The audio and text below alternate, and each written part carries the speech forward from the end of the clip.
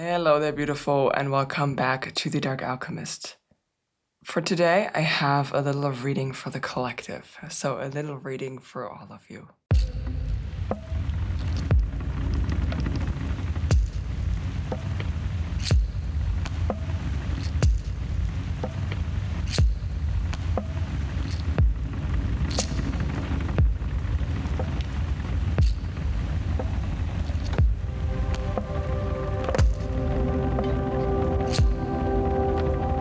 To start this off, let's all of us take a deep breath in and out. You can, of course, take more than one deep breath in and out. So we're going to start with an exhale. Your next exhale, exhale fully. And then take a very deep breath in, filling your entire body. Hold it for a second at the top. And then release it all, let it all go. Feel free to take two more like this. I'm going to start with a reading. I pre-shuffled the decks for today already, and they're right next to me, and you see I have the first one in my hand already. So without further ado, beautiful spirit teams, what's the message for the collective today? What do they need to hear? This one popped out.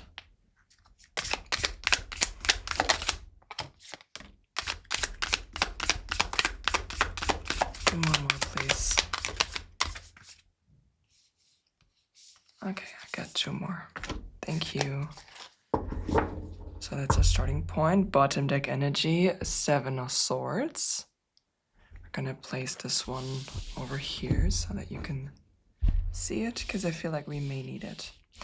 Okay, so we have the 4 of Swords.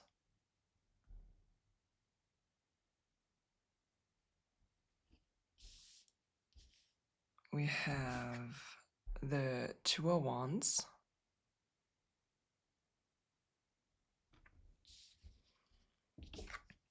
We have the card of the Emperor.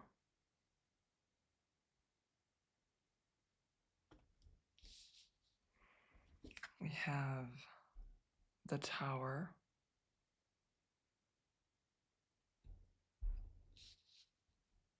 And we have the 4 of Pentacles.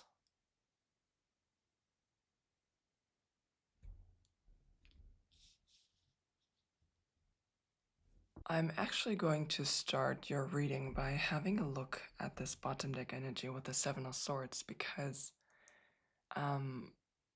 in my mind's eye, this card is animated.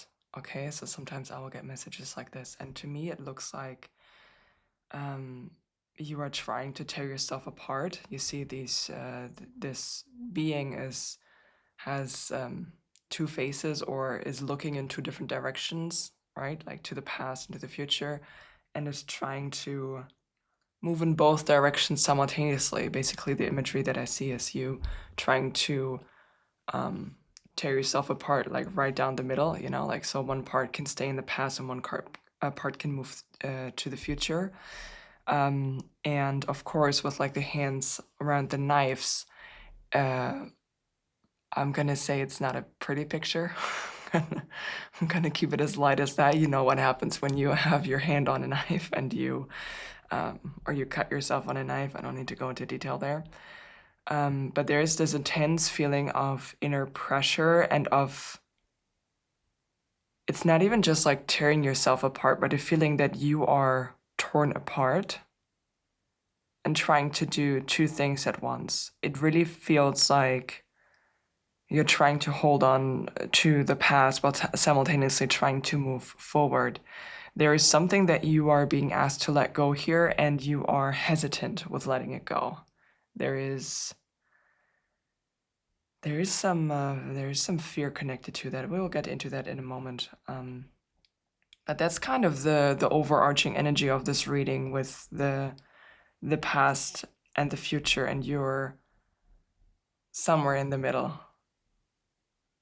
Oh, there's this song playing in my head. It's also called Somewhere in the Middle. I'm gonna put it in the description box if I remember. If I don't remember, please leave a comment, okay? there's this song playing in my head. And with the Four of Swords, it's a card of rest. It's a card where you are being called. Let me show you the card again. It's a card where you are being called to rest and put something to rest. You see here, this person has this veil covering their face, and there's like a very peaceful energy that's coming from this energy of putting something to rest, like letting it go and allowing yourself to put it to rest. I feel like I need to pull one card to get some more information about that. I'm gonna get one card for the past and one card for the future. So can I please get one? Okay, I need to pull two cards for 2 decks. One card, please, to represent the past, the owl, and one card to represent the future energy. All right, what they want to move into. Oh, this one flew. You saw that, right? The camera picked that up. It's the hummingbird. Okay. Can I please get one card to represent the past? Thank you, Awakening. And can I please get one card to represent the future? Oh. Okay, 2 cards. We're not supposed to see these yet. All right. And then, excuse me, we got bottom deck energy. You're already doing it. Stop overthinking. Keep facing your true north. Let me show you the card and what it looks like. We got the little rocky terrain going on here. Let me take a quick sip of my tea. For my voice. All right, I'm gonna place this over here. And bottom deck energy for the animal deck is the bee. Okay. All right. There's like a picture that's forming. Got the card of Awakening, energetic upgrades, a new way of being, integration. That's the past energy. Let me move it there. Let me rearrange this for a moment. I'll be right back. When I look at the owl card, I hear a message that your perception has been shattered. And more specifically, coming back to the bottom deck energy of the bee here, this is connected to work and making money. The perception that has been shattered for you was a belief and I'm hearing the word paradigm, that hard work pays off. And now hear me out. I'm not saying that. Okay, I'm gonna skip what I wanted to say. I wanted to soften the message. I'm not gonna soften the message. Sorry, guys. Emma. It's okay. I got you. It was the perception, your perception of work, or that belief that hard work pays off, has been shattered for you. When we look at the energy of the bee, it's an energy, and we know it's like being as busy as a bee. And when you're thinking about bees as well, and the beehive, you have this amazing community, this amazing collective of hardworking individuals. Each of them plays an important role. You know, some take care of the little ones, some go out and collect the pollen, some take care of the queen. And it's a very organized kind of center, a very organized kind of structure. But the thing of the bee, when this energy and this particular deck, is that it speaks about being very sensitive. The bee is a very sensitive kind of animal, very sensitive to its environment and the energies that are present there, and any small changes that are going on there are very amplified for the bee, and you are the bee in this instance. And it speaks about an energy that needs to be balanced and come to work from a balanced place. So balanced energy, feeling well rested, Overworking is a very, very detrimental energy for the bee. It's a very detrimental, hard word to say, a very detrimental energy for you. And when you are overworked or when you are stressed, that's when you sting. Yeah, like that's when you behave in ways that are not in your true nature.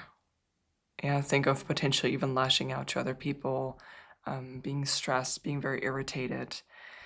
And this facade, this perception that came crashing down or is crashing down for you is connected to work and the way that work is currently being conducted in the world, in our society. And that's the huge facade. That's why I said like hard work doesn't pay off, because there has been this dream sold to you that if you work like 18-hour shifts or 18-hour days, even if you have your own business and you're working 18 hours a day for like 6 days a week, and maybe you take one day off if you're lucky, then you will be able to be successful and sustain yourself, etc. And this kind of has been a disillusionment happening connected to that topic of work. And that's why we have here like the awakening, the need to rest, to put it to rest. Because the thing is, you have been, understandably so, because we are still living in physical reality, right? Physical reality is part of energetic reality. The rules and regulations that are at play right now are telling you that you need to do that in order to sustain yourself, in order to generate abundance, in order to pay your bills, even just buy some food. And you've been torn apart by this old way of doing things, right? That's connected to the old paradigm, to the old energetic reality of Earth, and this new way of moving through life. And the owl, of course, is an energy that speaks about wisdom and gaining wisdom, being clairvoyant and having an intuitive inkling, if you will, of not only what's to come, but also of having the, what's the right word here? Having a good overview of the current structure and what's going on, and how this is contrary to the new energy that's already present, right? Like the old systems that are crumbling, things that are crumbling, it's connected to creating business from a greedy place. And we are collectively, the entire Earth is shifting towards more heart-centered energy, heart-focused energy, and moving through life. And that also means moving through your business and moving through work from a heart-centered place. And that looks like, in physical reality, that can look like having humane working hours, having the space for people to grow and expand, having the space for people to rest, right? That's part of true abundance. True abundance isn't just having $1 million in your bank account. True abundance is also abundance in health, abundance in your relationships, abundance in the environment all around, right? That's abundance for all. That is true abundance. And you see all of that and you know all of that, and you are struggling with implementing this in your life. So the Four of Swords, again, is calling you to put it to rest, put the old way of being to rest. And with the Two of Wands, you see here, you are right at this moment facing a choice. The choice of, again, like what we saw here, it's a very similar imagery if you look at this, right? We have the two pillars here and the doorway, and again, like trying to do two things at once. You are being faced with the decision, or like a direction change. Yeah, direction change is the right word. How you want to move through your working life. So there is a change in your working life that's already underway, already happened recently. You're in between the stages, or perhaps you are someone who has opened their own business, but you are still kind of trying to do your business in the way that everyone is telling you to. And when I say everyone is telling you to, I am speaking about doing your business in such a way that aligns with, again, the more capitalistic kind of principles of working, which is centered around overworking and doing all the things. And you need to be on all 15 different social media platforms, and you need to post 3 times a day, etc. You know what I mean. So this is kind of the energy, and it's time for you now to step, you see the emperor here, to step into your own energy, or like in your own sovereignty, to sit on your throne and to recognize that you are the one who decides how you want to create your business. And if creating your business from a heart-centered place and creating your business from a place and the energy of abundance means that you are only working 3 days a week for however many hours that is, and that is what you need in order to stay balanced. Remember the B card, you are not supposed to overwork.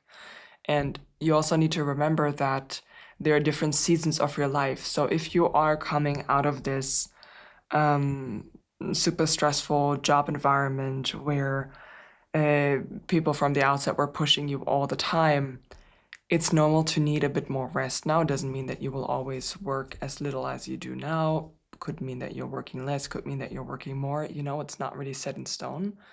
It's just asking yourself what your body needs, what your energy needs right now, and give it the time.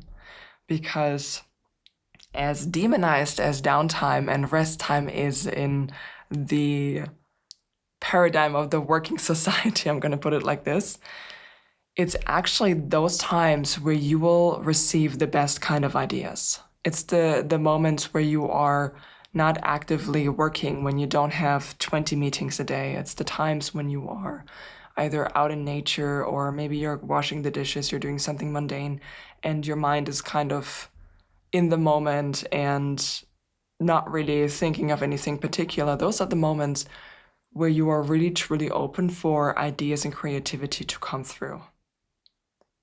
So it's not that you are not working, or you're only working like 3 days a week. It's that you are creating the space to receive the best kind of inputs, the best kind of ideas that will bring you forward in the best possible way. And you are asked to look at this not from a logical perspective, but to allow your intuition to guide you. You see here, the third eye for the emperor is also highlighted. So you don't need to know all of the next 25 steps to take. You just need the next one. And then you follow that one and you take that action, and then you see. And what this will do is it will bring about this tower moment. And this tower moment is a very positive tower moment actually, because you see the light that's coming through here, right? Like this, also the depiction, you don't see the lightning strike that's usually there. You don't see people being hurt. And you also see that this tower is kind of made out of a crystal, so it's kind of transparent, you can see through. So what this will do, working in this particular way, is it will completely shatter the last pieces of your scarcity mindset.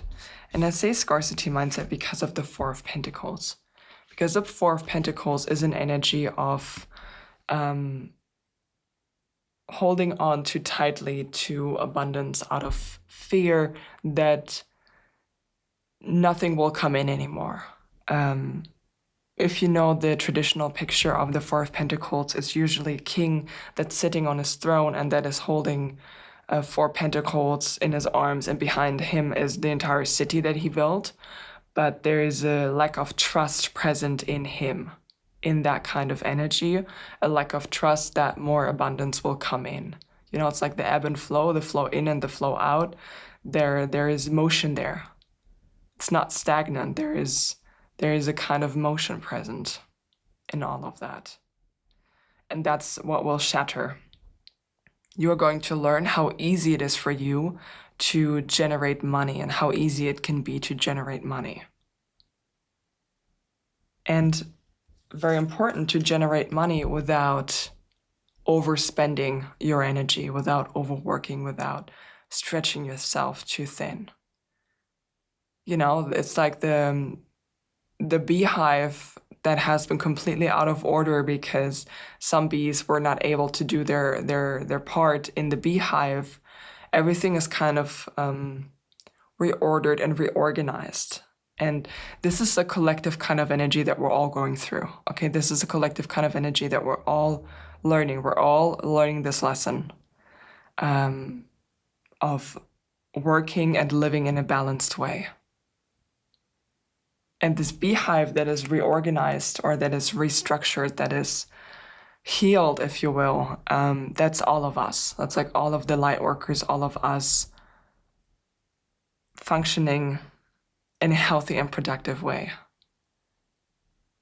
And I don't know who needs to hear this, but the purpose of rest is not to prepare yourself to be productive again. I'm going to say that again. The purpose of rest is not to prepare yourself to be productive again.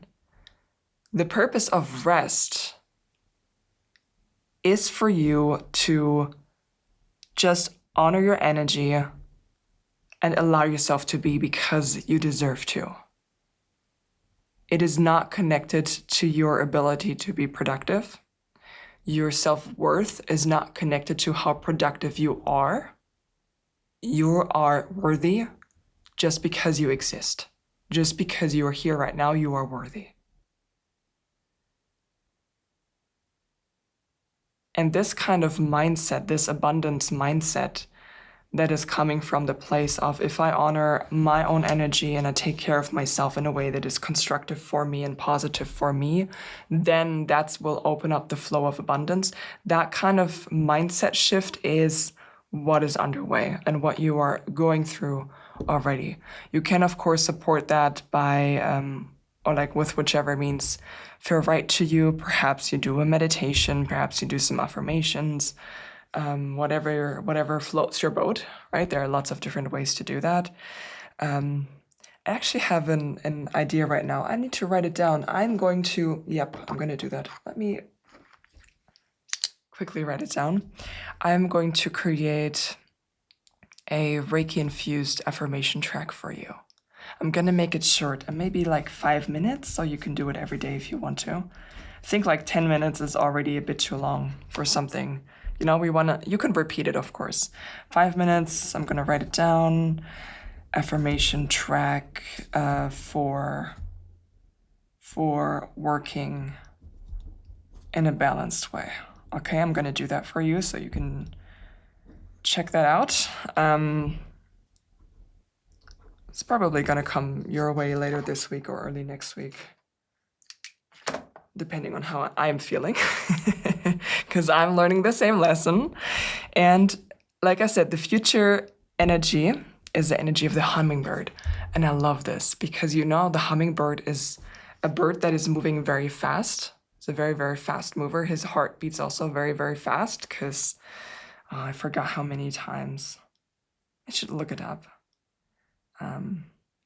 Okay, I'm probably going to put it up on screen because I find that fascinating. And the hummingbird lives a life where they know every single flower and the cycle of the flower in their territory. So they know when the flowers are blooming, and they also remember the last time they visited each flower, right? Because flowers need time to regenerate and restore their nectar again before they can be visited again, and the hummingbird remembers all of it. So they know where the nectar is, and they know when the right time is to go to that particular source of nectar to receive and get and become nourished. For you, that also means that alongside this shift in consciousness connected to abundance and learning about properly resting, You will also learn about the activities, because things are changing and have changed for you. So there are new activities that you can engage in. You will learn about the activities that truly nurture you, and you will also learn when you need them, right? So in the end, you will have like a full-on arsenal, a tool belt, if you will, of different activities or things to do, and you will become very intimate with your own energy. And like, I feel a little frustrated today, and I feel frustrated about this. So you can even ask your intuition, like, how can I support myself today? And then see what comes up for you, what you feel intuitively guided to do. And it doesn't need to be anything in particular, right? Sometimes it could be listening to a song and screaming your heart out, like screaming your little lungs out alongside it as you're singing. It's like the possibilities for that are endless.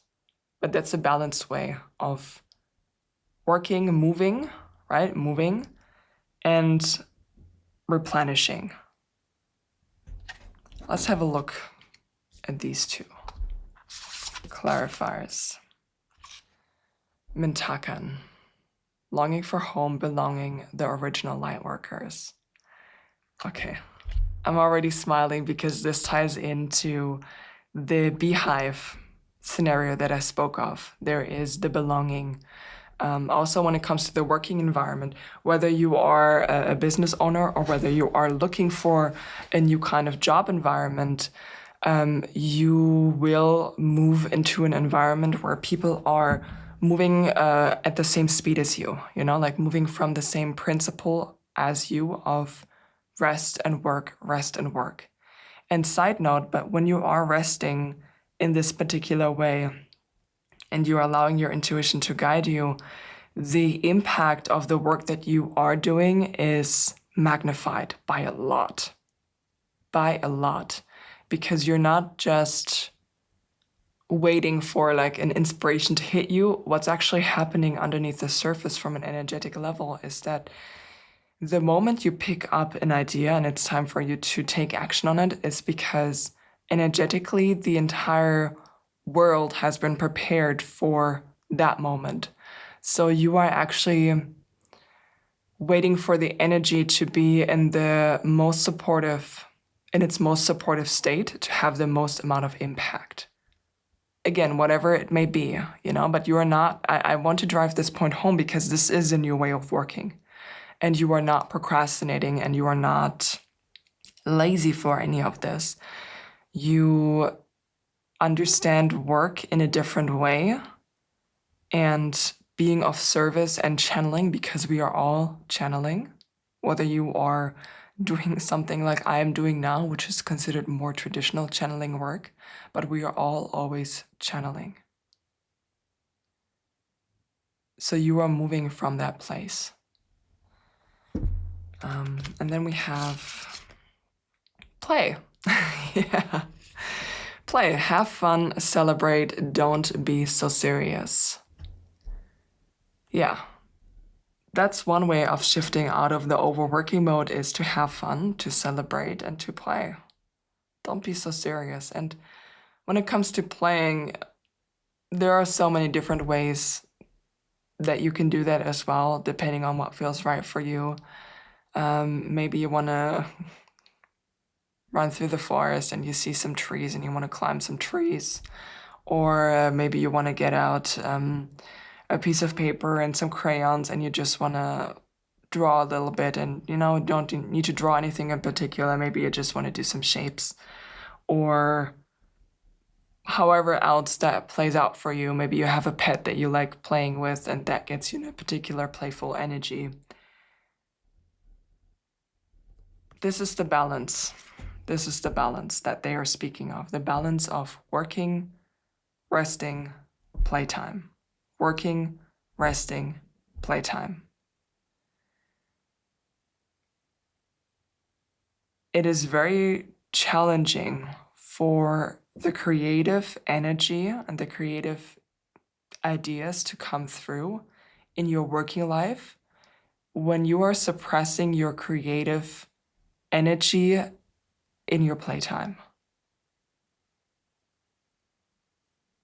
it's almost an act of transference when you are allowing yourself to be free and creative in your playtime. It is much easier for you to let this creative energy pour forth in your work in the form of inspiration. It's similar to feelings where you can't decide that you want to suppress the grief and you don't want to suppress anything else. If you choose to suppress something or not let something through, it's always affecting all areas of life. It's everything would get numbed down or numbed out when it comes to feelings, when you're trying to not feel a particular feeling, right? Like the entire volume or the range of your emotions, what you're feeling, everything gets turned down. And it's a similar way when it comes to the creative energy and allowing yourself to be inspired. Allow yourself to be inspired for all of it. Okay, is there anything else? Okay, your guys just said yes. And the message is, we love you. Okay, they said that's it. Now they're done. Listen, I just went on my walk with my dog after I recorded your reading. And can you hear that? And can you see that? There's like a beehive that's restructured right now. Holy moly, this is incredible. I don't know if you can hear the sound. But they're, let me try and zoom in a little more for you. Yeah. They're like all around me right now as well, but they're really mellow.